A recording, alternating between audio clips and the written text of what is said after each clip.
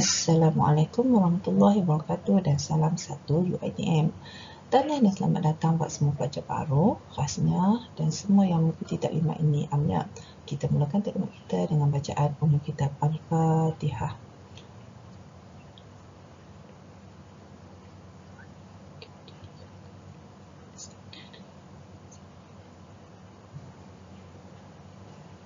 Amin amin amin ya rabbal alamin. Dan saya Puan Jamila binti Muhammad Subuhi atau lebih mesra disapa sebagai Puan Jami, Penulis Tekanan selaku Ketua Unit Perusahaan dan Percetakan UiTM Cabang Perlis, berasa terpanggil untuk bersama-sama dalam program EDU 5.0 ini bagi berceloteh berkaitan hal ehwal perusahaan pelajar. Jom kita sama-sama hayati apa yang akan disampaikan.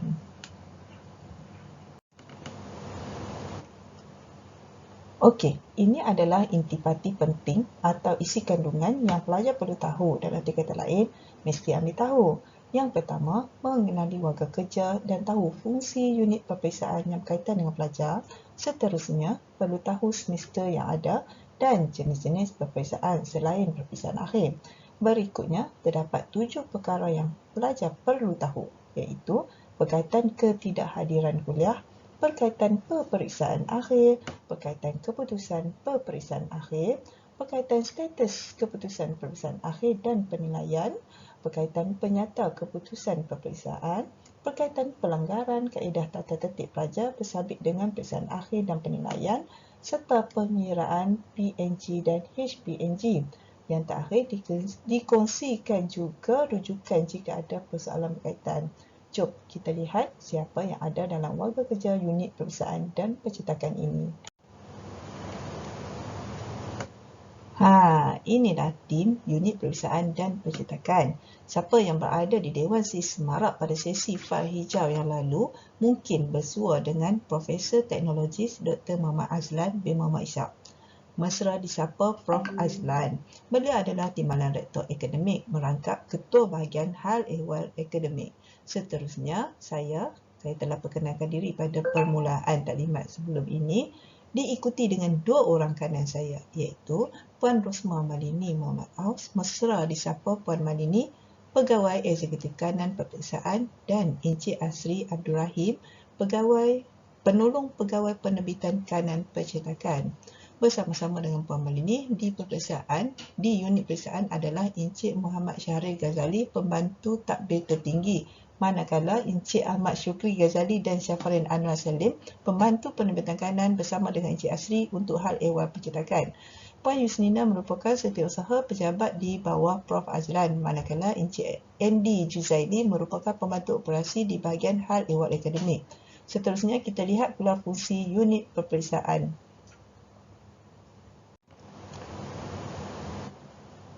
Selesai kita mengenali semua warga kerja yang ada, kini kita lihat pula fungsi-fungsi unit peperiksaan. Tertera adalah fungsi unit peperiksaan di mana pengurusan dan penilaian peperiksaan akhir merujuk kepada garis panduan bahagian penilaian dan pentadsiran akademik dengan singkatannya BPPA UiTM Shah Alam. Kami juga menyelaras peperiksaan EET untuk pelajar ijazah sarjana muda, EPT untuk pelajar diploma yang berminat dan MUEC di bawah kelolaan Majlis Peperiksaan Malaysia. EPT dan EET dikelola oleh Akademi Pengajian Bahasa atau singkatannya APB. Okey, bagi pengurusan peperiksaan akhir, pelajar kurang upaya atau OKU atau pelajar yang sakit, semua permohonan perlu mendapat keputusan daripada BPPA terlebih dahulu. Kami juga berfungsi dalam menyediakan laporan analisa keputusan peperiksaan dan penyediaan maklumat pembentangan analisa peperiksaan, pengesahan keputusan di mesyuarat jawatankuasa induk penilaian akademik atau dikenali sebagai mesyuarat JKIPA. Seterusnya, unit peperiksaan tidak hanya menguruskan peperiksaan akhir sahaja, tapi turut menguruskan proses peperiksaan khas, peperiksaan semula, peperiksaan intersesi dan semester pendek. Selain itu, kami juga memproses rayuan penyemakan semula, singkatan RSS, pembetulan dan pengemaskinian keputusan peperiksaan akhir. Proses ini akan berlaku setelah keputusan pelajar diumumkan. Pengemaskinian juga akan dilakukan merujuk kepada keputusan mesyuarat JKIPA dan pemakluman BPPA. Pengurusan ketidakhadiran kuliah pelajar ZZ dan pengemaskinian status FD bagi tertertib pelajar turut diproses oleh pihak kami, termasuk pengurusan kebenaran tidak menduduki periksaan akhir sama ada status XX atau iaitu ketidakhadiran dengan izin atau status YY ketidakhadiran tanpa izin. Ini adalah fungsi peperiksaan berkaitan pelajar saja. Pasti ada yang tertanya, di mana fungsi pencetakan? Untuk makluman, fungsi pencetakan tidak berkaitan dengan pelajar dan tidak perlu diperincikan. So, kita fokus pada apa yang pelajar perlu tahu sahaja ya.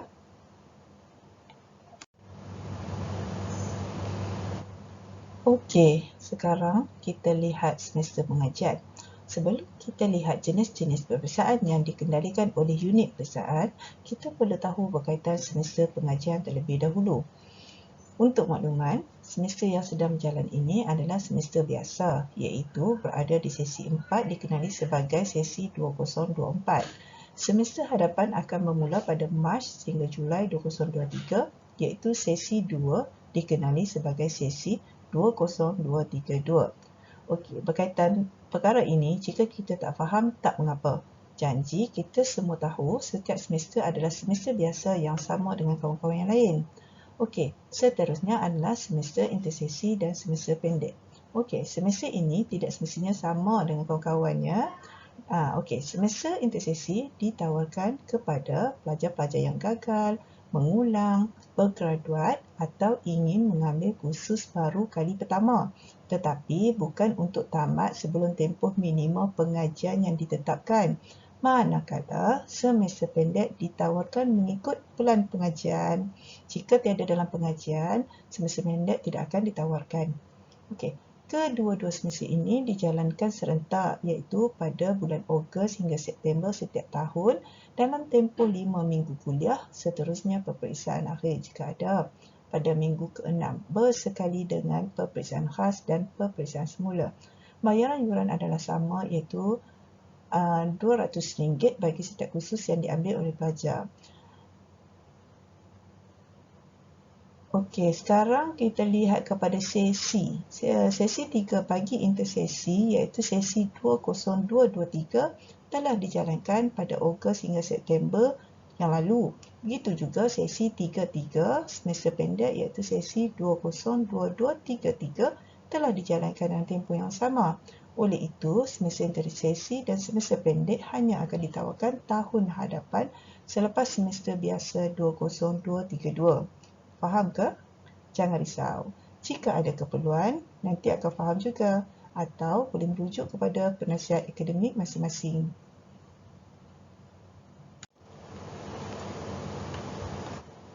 Setelah kita tahu berkaitan dengan semester yang ada, mari kita lihat jenis-jenis peperiksaan yang diuruskan oleh unit peperiksaan.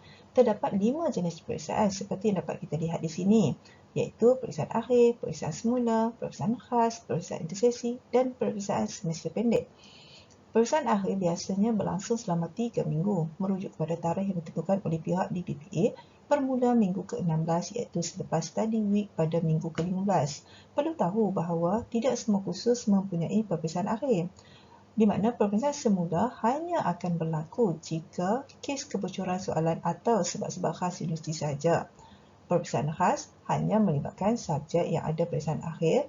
Subjek mestilah berada di tahun akhir pelan pengajian, tidak termasuk latihan nasri atau latihan praktikal, dan penilaian asesmen mesti melebihi 50%. Bayaran proses RM100 akan dijana bagi setiap kursus dengan maksimum 2 kursus sahaja.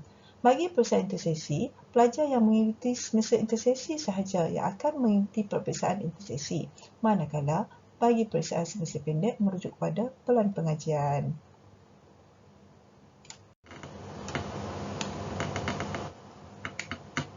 Sebelum kita masuk kepada perkara-perkara yang perlu pelajar tahu, izinkan saya mencelah ya. Pernah tengok buku ni tak? Pernah tengok atau tak? Sila scan, download dan baca serta rujuk berkaitan perkara yang dinyatakan dalam slide seterusnya.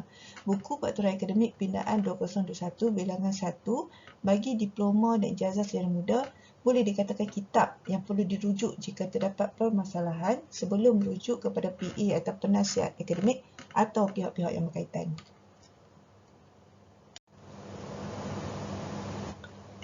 Perkara yang mesti pelajar tahu. Berkaitan dengan kehadiran kuliah, pelajar adalah wajib mengikuti setiap sesi kuliah berdasarkan jadual kuliah masing-masing serta merujuk kepada pensyarah yang mengajar. Pastikan semua pelajar yang hadir mengisi kehadiran bagi setiap sesi dan memastikan menghadiri kuliah mengikut kumpulan yang didaftarkan.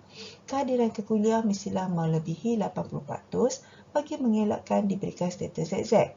Jika dikenakan status ZZ, pelajar tidak dibenarkan menduduki peperiksaan akhir bagi kursus yang mempunyai peperiksaan akhir atau tidak diberikan markah penilaian bagi kursus yang tiada peperiksaan akhir. Pelajar juga akan dikenakan bayaran proses sebanyak RM100 dan komunikasi dengan pensyarah yang mengajar amat penting bagi mengelakkan diberikan status ZZ ini. Jika terlibat dengan peperiksaan akhir, perlu tahu bahawa kehadiran ke peperiksaan akhir adalah wajib kerana kehadiran pelajar di dalam peperiksaan akhir adalah syarat utama bagi pengiraan pemarkahan kredit khusus. Ketidakhadiran pelajar dalam peperiksaan akhir boleh diberikan status XX, iaitu tidak hadir peperiksaan dengan kebenaran, atau status YY, iaitu tidak hadir peperiksaan tanpa kebenaran. Dalam arti kata lain, peperiksaan akhir adalah wajib hadir untuk mendapatkan grade yang setimpal. Pelajar juga perlu merujuk jadual waktu peperiksaan akhir JWPA di student portal. Kena pasti tarikh, masa, lokasi dan nombor meja masing-masing. Selain itu, sebelum menghadiri peperiksaan akhir, pastikan pelajar menepati sasial rupa diri, membawa keperluan peperiksaan termasuk kad pelajar dan slip peperiksaan. Berkaitan dengan keputusan pelajar pula, berikut adalah status-status yang mungkin akan tertera dalam pernyataan keputusan anda, iaitu LU untuk lulus, F1, F2 dan F3 adalah gagal kursus kali pertama, kali kedua dan kali ketiga. PC adalah pengecualian kredit yang dibuat di awal semester. Sila berhubung dengan penasihat akademik masing-masing berkaitan pengecualian kredit tersebut. TL adalah status tidak lengkap, merujuk kepada kursus berbentuk projek ilmiah atau latihan amali atau praktikal atau latihan industri atau klinikal yang tidak dapat dilengkapkan dalam semester yang ditetapkan, iaitu melebihi satu semester dikira mengulang dan tidak layak untuk mendapatkan status ANC. Untuk FD adalah status jika dikenakan tindakan disiplin, manakala untuk status XX, YY dan ZZ seperti yang telah saya maklumkan sebelum ini. Oleh itu, fikirkanlah status manakah yang layak untuk tertera dalam pernyataan keputusan anda. Pesanan agar saudara-saudari tidak merosakkan rekod dengan status yang tidak sewajarnya.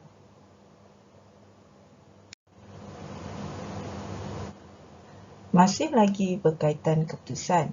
Tadi kita lihat status yang ada di pernyataan keputusan. Sekarang kita lihat pula grade dan nilai. Bagi C- dan ke bawah dikira gagal dan perlu diambil semula sehingga lulus, iaitu mendapat C dan ke atas. Dah lihat tabel ni, dah boleh meletakkan target mulai sekarang.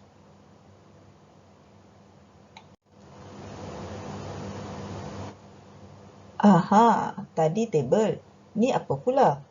Banyak betul term ni. Tak apa. Kita akan lebih faham apabila melihat pernyataan keputusan nanti. Ini adalah status keseluruhan keputusan berdasarkan HPNG atau juga dikenali dengan CGPA. ANC ini akan dapat kalau semester dapat AD, iaitu anugerah dekan. Nak dapat AD, mesti dapat PNG atau GPA melebihi 3.5 pada semester semasa dan kursus yang diambil mesti melebihi 12 jam kredit. TS pula apa? TS akan tertera bila dapat AD pada semester akhir. Yang tak dapat anugerah dekan pada semester akhir dan telah mengambil semua kursus mengikut plan pengajian akan tertera TM, iaitu tamat. Sekadar maklumat berkaitan LNT, iaitu lulus naik taraf. Lulus naik taraf ini hanya terlibat kepada pelajar pradiploma dan kediploma sahaja. LU pula adalah lulus jika belum tamat. Berikutnya adalah status yang perlu dielakkan. Perlu diberi perhatian agar kita tidak terlibat dengan status ini, iaitu status P dan status D. P adalah perhatian dan D adalah gagal dan diberhentikan. Okey, mohon semua membaca term P1 iaitu perhatian pertama dan P2 iaitu perhatian kedua. Seterusnya bagi status D1 dan D2 dalam arti kata lain tidak boleh membuat rayuan, manakala D3 hingga D7 boleh membuat permohonan rayuan memasuki semula pengajian. Okey, bagi status tamat dengan ANC, TS dan AD yang dianugerahkan kepada pelajar berprestasi cemerlang, manakala bagi pelajar yang mencapai prestasi memuaskan diberikan status LU dan PM. Okey, bagi status SML, SML ini adalah pelajar SML, pelajar sepenuh masa lanjutan, iaitu pelajar sepenuh masa yang tidak mencapai prestasi tidak memuaskan apabila mereka melebihi tempoh pengajian yang ditetapkan dalam pelan pengajian.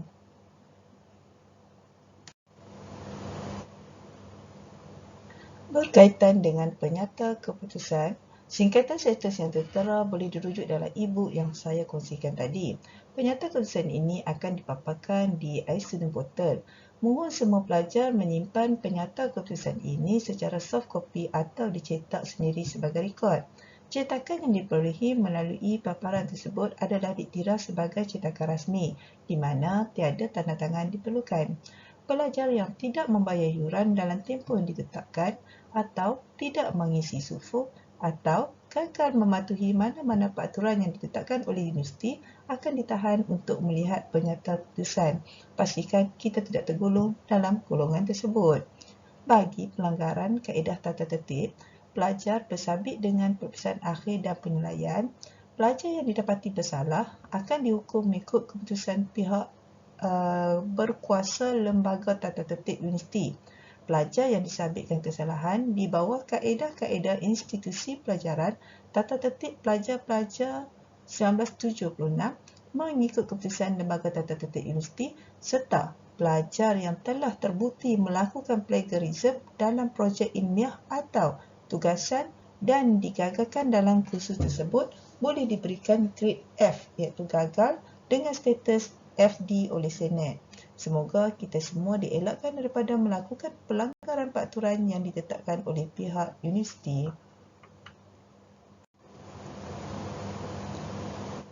Saya tidak berhajat untuk mengulas lebih lanjut berkaitan dengan pengiraan yang tertera. Masing-masing boleh merujuk semula formula ini dalam e-book yang dikongsikan setelah mendapat keputusan nanti.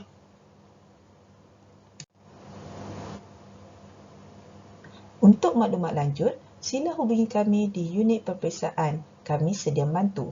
Hubungi nombor yang tertera atau email ke heapls@uitm.edu.my. Untuk makluman, nombor 04988 2499 boleh dihubungi melalui WhatsApp dan anda akan dilayan dalam tempoh masa berkejap. Di akhir perkongsian, sila ikuti kami di rangkaian media perhubungan HEA UiTM Cawangan Perlis. Terima kasih atas perhatian yang diberikan.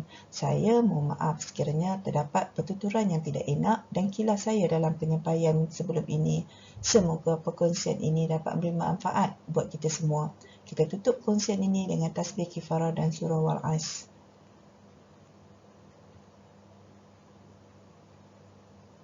Sekian.